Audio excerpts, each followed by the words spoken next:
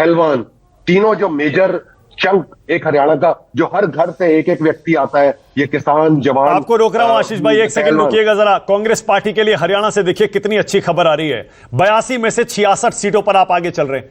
82 में 66, यह आंकड़ा 70 तक जा सकता है। हो सकता है 70 से भी थोड़ा आगे निकल जाए। अगर 70 से आगे यह आंकड़ा जाता है, 90 में से 70 सीटों का बहुमत, यह तो 2/3 से भी ज्यादा बहुमत है। आप अंदाजा लगाइए, 2/3 से ज्यादा बहुमत, यह तो प्रचंड जीत है।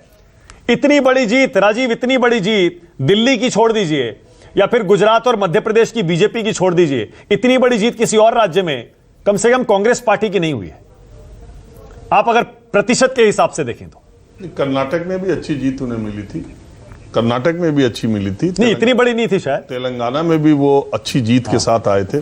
कांग्रेस पार्टी का तो अगर यही वो रहा तो फिर जमीन पर कांग्रेस के नेताओं के आज पैर नहीं पड़ेंगे क्योंकि इतने दिन के सूखे के बाद जो अब ये नतीजे आ रहे हैं, लोकसभा चुनाव के बाद ये पहला चुनाव है मानक।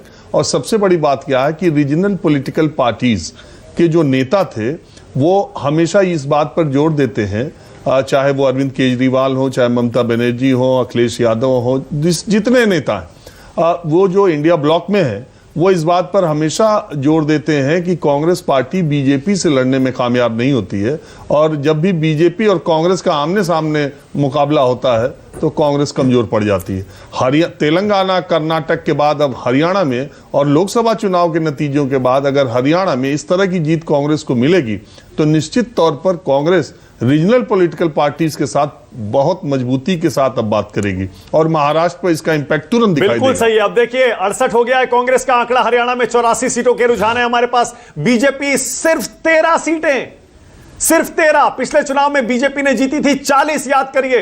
हाल के लोकसभा में जीती थी 10 में से 5। उसके बाद 13 पर आना बीजेपी का 90 सीटों में से क्या इशारा करता है? कांग्रेस हो गई 71, 71। 90 में से 71 सीटें अगर कांग्रेस हरियाणा में जीत रही है, कैसी तूफान और सुनामी चल रही है कांग्रेस पार्टी की, आप अंदाजा लगा सकते हैं। और उधर जम्मू कश्मीर में भी देखिए बीजेपी का बुरा हाल हो रहा है। लोग कह रहे थे जम्मू में बीजेपी अच्छा करेगी, फिलहाल ऐसा होता हुआ दिख नहीं रहा।